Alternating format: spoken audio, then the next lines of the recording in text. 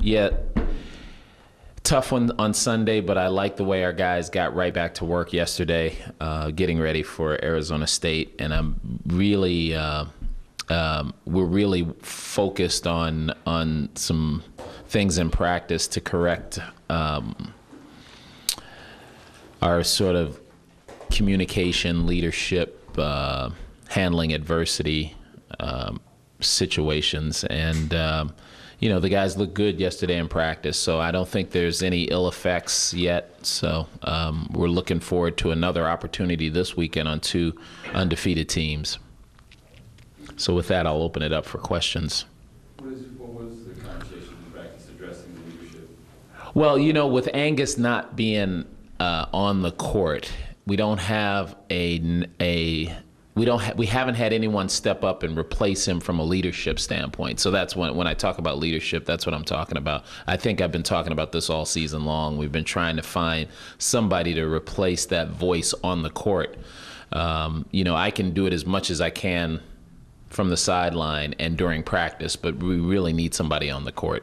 Did anyone embrace that conversation? I think everybody embraced it. And I think with our team, we have such wonderful kids who enjoy being around each other that, thanks, Sean, I think that no one wants to step on anybody's toes. So I think they feel that and they see that now that we brought that to their attention and are going to correct that.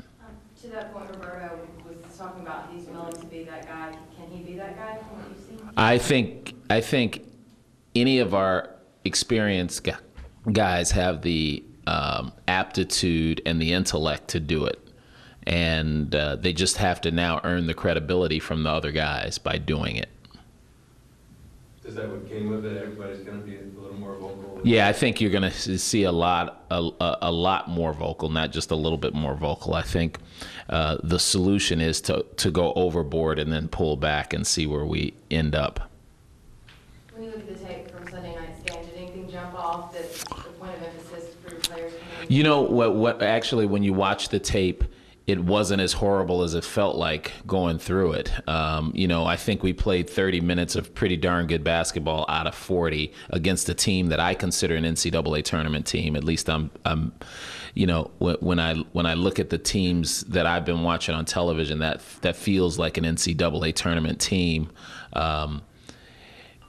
And we are right there. We are 10 minutes away from being right with that team, and getting that point across from a psychological and emotional standpoint is what my biggest job is now. I think from a basketball standpoint, we've shown we can put together pieces of games. Now we have to put together whole games. What do you think when you look at Arizona State? Does it strike you how different they are? It's not striking. It's, when I've always felt that you either recruit to the way you play or you play the way you recruit to the way you recruit. And I think when you get a player like Jahii Carson, who's got the ball in his hand a lot, you got to play that way. So it's not wholesale surprising look by them, but they're guys who have come back. Carrick Felix has come back a much better player. I think Bashinsky has come back as a much better player. And it shows in their record. I mean, that's a really good-looking team. When you watch Carson and see what he's been doing, what are the emotions that come with that, knowing that he was supposed to be in the leader? Coach my players, not anybody else's. So, it's part of the game when you have somebody who you thought you had and they end up going somewhere else. But there's no emotion in it. I coach the guys who are in this locker room, and we win or lose together. That being said, the matchup, the way they play the tempo, how do you feel that your group is prepared to confront that? I feel good about our teams. I mean, I will. I mean, I feel like we have a very good team. So I think we match up well with anybody in the conference. The goal, Stephen, is to play an entire 40-minute game. And so that's point number one. Point number two is to mentally and emotionally and psychologically understand that you're a good team and be that team in your mind, which will help you be more consistently that team on the floor. Carson said he committed too early. Can you kind of give us a little background on what went on back then? Well, he committed early. I don't know. I guess it was too early. But we've had, Ahmad committed, Ahmad, I'm just turning this off before it rings. Ahmad committed early. It's just different for different guys. So, listen, he's a terrific kid. I don't begrudge him. When we recruit guys, we always say if somebody says yes and they don't really mean yes, we would rather them go somewhere else than be here and be unhappy. So it's better off that he's there and happy than would have been here and unhappy. Does it help to know, since you recruited him so hard and you knew his game, the nuances of his game, or with film? With film and scouting these days, it wouldn't matter. What he did in high school was what he did in high school. Now we get to see his body of work in college, and we are prepared to attack that.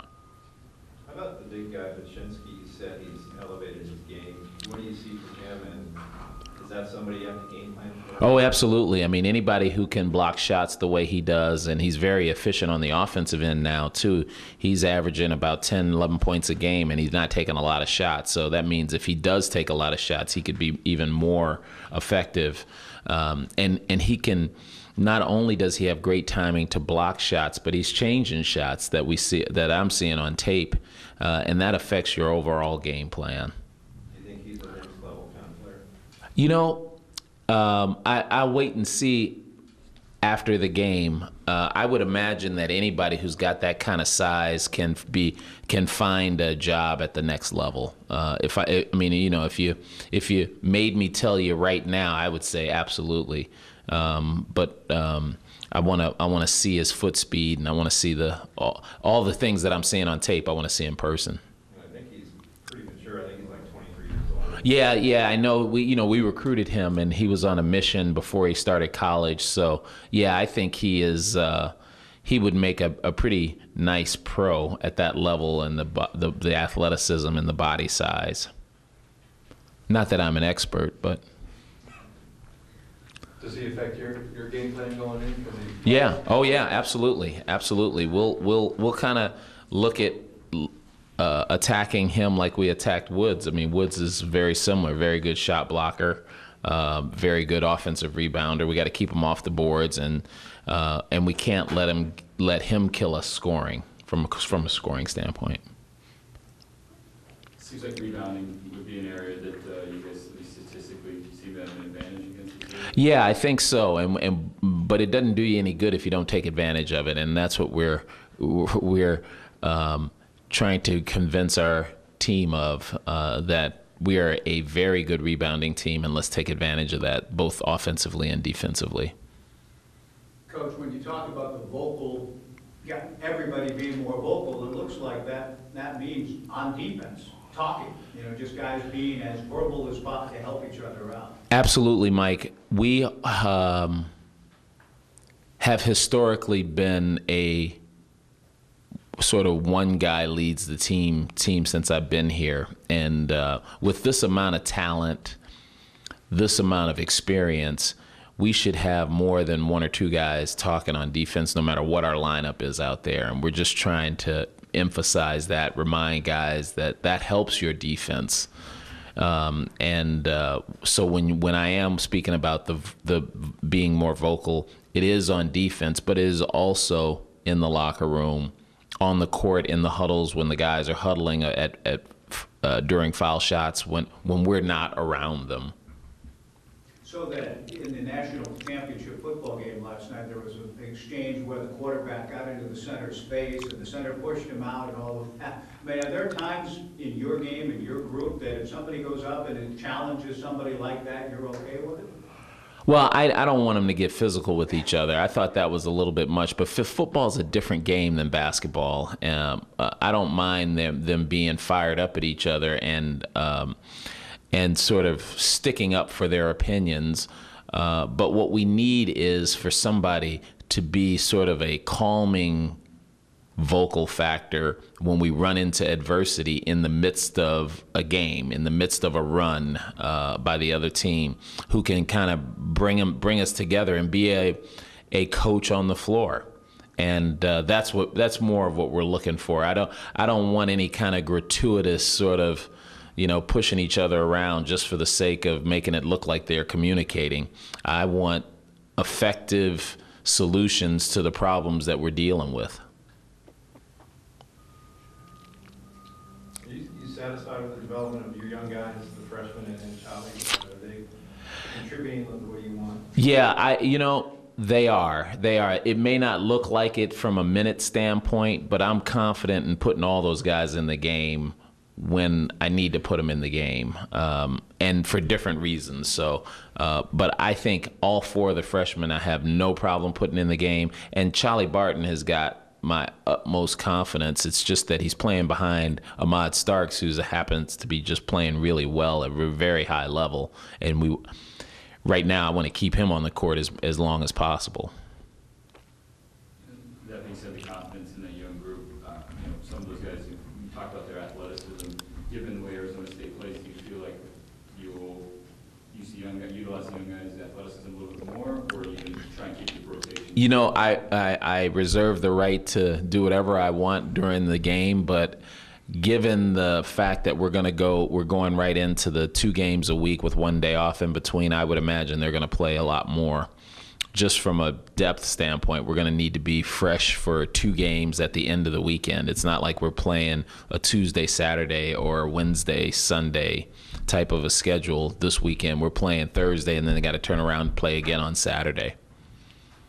Joe had a pretty productive first half, offensively showing off the hook shot a little bit. Second half didn't seem as like he was in sync as much, turning the ball over a few times. How do you feel like he's handling the role of the more minutes, the expanded load, and from that game, last game specifically? Yeah, the last game was such an anomaly for him. He had been playing so well in both halves for us, and I thought we were managing his minutes pretty well. And I don't have the stats from the last game, but I don't think he played many more minutes than he usually does. What I thought happened is he had a couple of frustrating plays that he let get to him, and then it was almost a snowball effect. So he was trying to make up for a couple of mistakes that he has to understand. He doesn't have to make up for his mistakes. He's out there to play and do what he does. If he makes a couple of mistakes, he's going to be okay. He doesn't have to double down on them. Coach, your bigs are good passers and get a lot of assists. Is it a concern at all in a game coming out that if Roberto and Ahmad combined for 1, that needs to be different, or does every game take a different shape in terms of ball distribution? No, it's a tad bit concerning that they didn't get any assists, because they usually get some. We usually spread them out more, but it was more of a concern that we only had 8. I mean, we typically are in double figures and significant double figures with assists. I mean, at least half our baskets. So that was more of a concern than each individual person. I just thought that when we hit the rough patch in the road, every single one of our players felt like they needed to take it upon themselves to get it back. Or the person who gave up a basket wanted to turn around and make a basket. That's when you have plays where you don't have assists, because a guy has it predetermined in his mind that he's going to get those 2 points or 3 points back. When you have Devon sit and start the game, do you have him look for anything in particular? Oh, yeah. He's supposed to be watching where he can come in and get some stuff done immediately. And he does do that. That's why I think he's so effective when he comes in. It's almost, it's not like we try and go right to him when he goes in. We just let him find his opportunities when he can, but he always finds those. And we're just lucky that he's got the ability, because not everyone who has been a starter can come off the bench. He's shown that he's been able to go from being a starter to being a significant 6th man. So he's looking for his offensive spots more than what he might do on the defense. No, I think he's looking for both.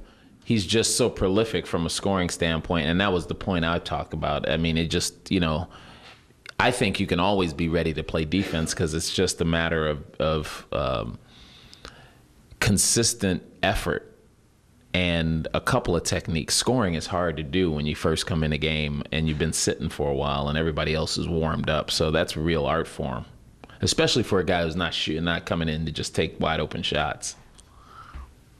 You feel like that he's not pressing, then when he comes in, he's not necessarily? No, I haven't seen it, John. I haven't seen it, and I don't feel it at all. I think that when he comes in, he knows he's coming in to light a spark for us.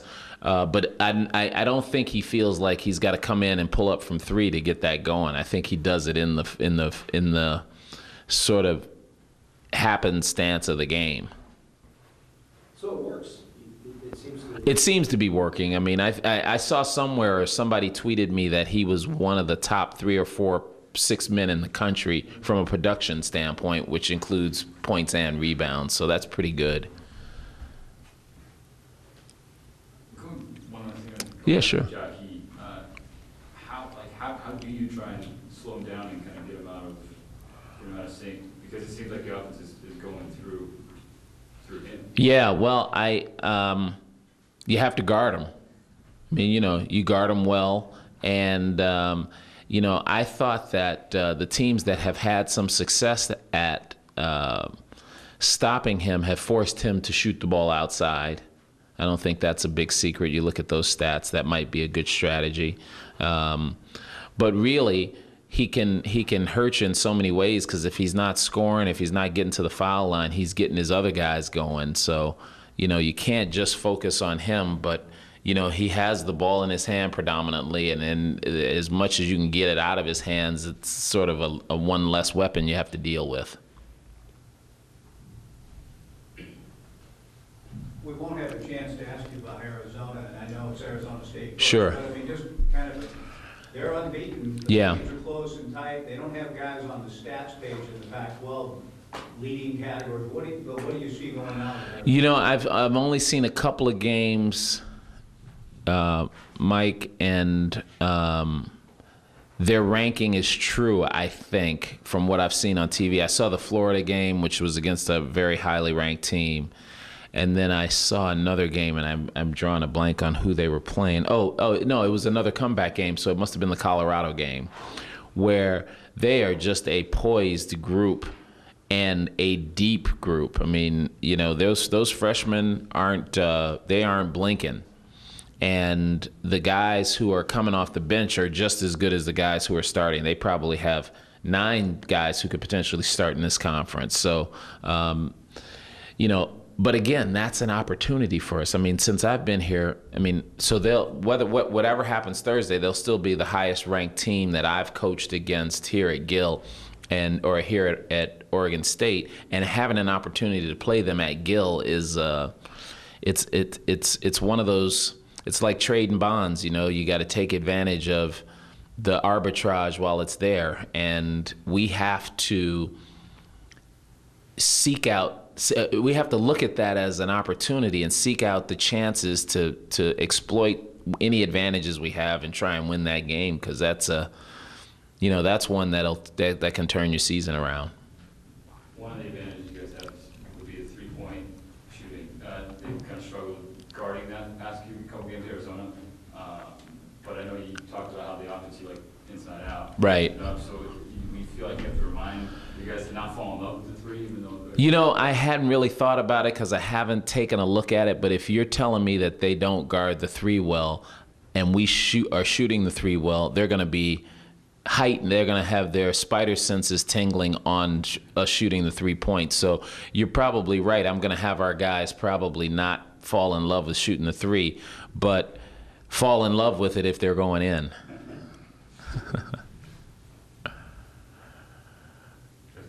That it? Anybody else? All right, thank you.